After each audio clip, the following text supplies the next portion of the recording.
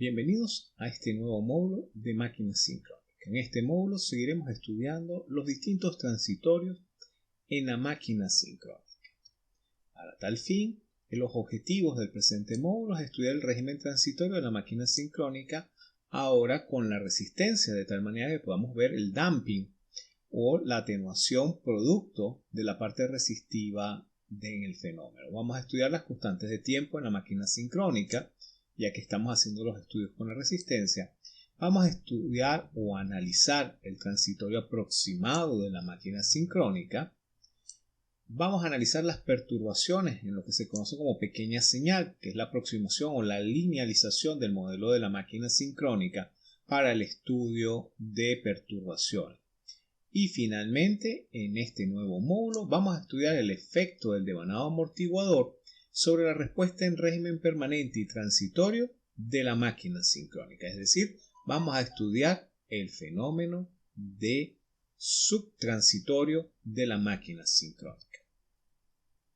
Entonces, este módulo está dividido en 6 partes. En la primera, analizaremos el transitorio con resistencia. En la segunda, las constantes de tiempo, los circuitos acoplados magnéticamente, campo y eje directo. Vamos a analizar el transitorio aproximado. Vamos a ver las pequeñas oscilaciones de la máquina sincrónica, el efecto del devanado amortiguador y el análisis subtransitorio aproximado. Entonces, en este video vamos a analizar el transitorio con resistencias. Entonces, dadas las ecuaciones de la máquina sincrónica que hemos visto en los diferentes videos anteriores, estas están escritas de tal manera de que la tensión es igual a la matriz de impedancia por las corrientes.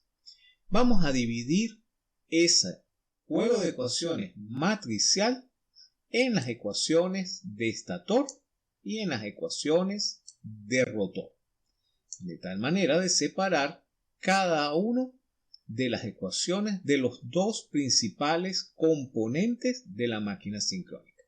Entonces, como condiciones forzantes, generalmente en la máquina sincrónica son híbridas, porque vamos a tener tensiones en el estator y corrientes en el rotor.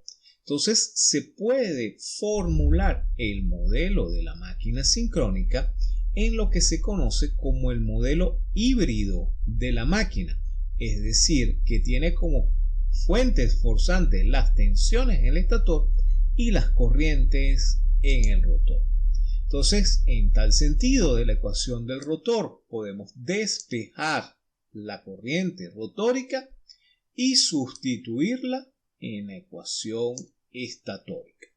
De esta manera, y reconfigurando nuevamente el sistema de ecuaciones en forma matricial, tenemos lo que se conoce como el sistema de ecuaciones de la máquina sincrónica en forma híbrida, en las cuales mis fuentes son las tensiones del estator y las corrientes del rotor, y mis variables de estado son las corrientes en el estator y la tensión del rotor. Si desarrollamos las expresiones que vemos en la ecuación anterior, podemos tener las ecuaciones de la máquina en ejes de QF. En este caso estamos despreciando la ecuación del eje 0 porque estamos asumiendo que la máquina está conectada en delta o en neutro aislado. Entonces, con este juego de ecuaciones podemos ver que las inductancias cambian sus valores debido al acoplamiento que existe entre el eje directo y el eje de campo. Entonces, de la expresión anterior se puede obtener, después de realizar las transformaciones de Laplace de la impedancia operacional propia del eje directo en el dominio de la frecuencia, es decir, cambiar P por la derivada de S, tenemos que el término de impedancia propia del eje directo es igual a RE más LD menos LDF cuadrado por S sobre RF más LF. Es decir, estamos viendo el efecto del devanado de campo sobre el eje directo.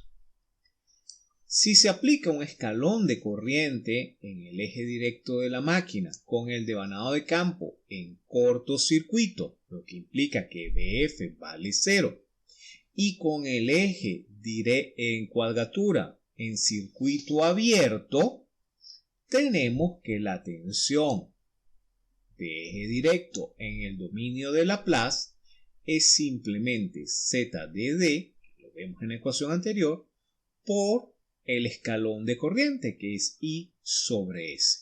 Sustituyendo, tenemos la expresión que se muestra en la lámina.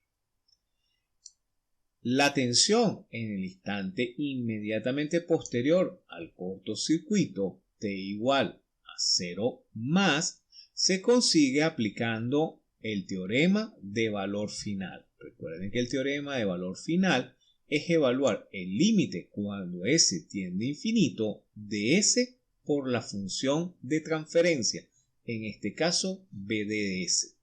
Entonces, teniendo ese valor, tenemos que BD en 0 más tiende a S por LD' por la corriente, siendo LD' igual a LD menos LDF cuadrado sobre más LF.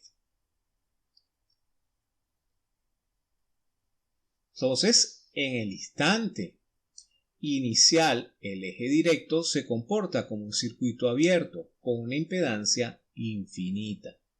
Si se intercambia la ecuación del operador de Laplace S por el operador en régimen permanente J omega ante alimentación sinusoidal, se obtiene la respuesta en frecuencia de la impedancia de eje directo, que lo vemos reflejada en la ecuación siguiente, donde su parte real, al igual que su parte imaginaria, dependen de omega. Entonces, cuando la frecuencia J omega es reducida, pero diferente de 0, la bobina tiende a comportarse de acuerdo a sus parámetros de régimen permanente, RE y LD. A medida que aumenta la frecuencia, el acoplamiento entre el campo y el eje directo incrementa la resistencia de la bobina y reduce la impedancia, como lo podemos ver. En la parte real, este término aumenta con la frecuencia, mientras que la parte imaginaria se reduce con el aumento de la frecuencia. Entonces, en el límite, cuando la frecuencia tiende a infinito, la resistencia del rotor queda reflejada en el eje directo según la relación cuadrática del número de vueltas y la impedancia de la bobina tiende al valor de LD'. Aquí lo tenemos resumido. Entonces, si omega tiende a 0, tenemos que la impedancia de la bobina de eje directo es directamente RE más J omega LD. Cuando la frecuencia tiende a infinito, tenemos que la parte resistiva es RE más ND cuadrado sobre NF cuadrado por RF más J LD'. Entonces aquí tenemos una gráfica donde nos presenta la variación de la inductancia y de la resistencia en función de omega, que corre distinto al tiempo, en donde vemos que para omega tendiente a 0 tenemos LD y RE, mientras que para omega infinito tenemos RE más RF referido por el número de vueltas y LD'. Entonces, ante un cortocircuito brusco en la máquina sincrónica, vamos a tener una variación en función de la frecuencia de las corrientes en el campo, en el eje directo y en el eje cuadratura. Si vemos una amplificación del cortocircuito, tenemos una variación sinusoidal en la corriente de campo que se va a ir atenuando conforme la constante de tiempo dado el valor resistivo, y como la corriente en la fase A tiene una componente de corriente continua que se va atenuando hasta llegar a su valor de régimen permanente.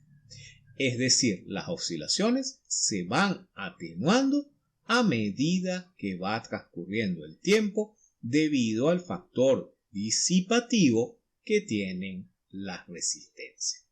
Entonces, en este video vimos cómo se puede analizar o cómo se analiza el transitorio cuando incluimos el valor de la resistencia y cómo ésta produce oscilaciones que se van atenuando conforme va pasando el tiempo en función de la constante de tiempo. Gracias por su atención.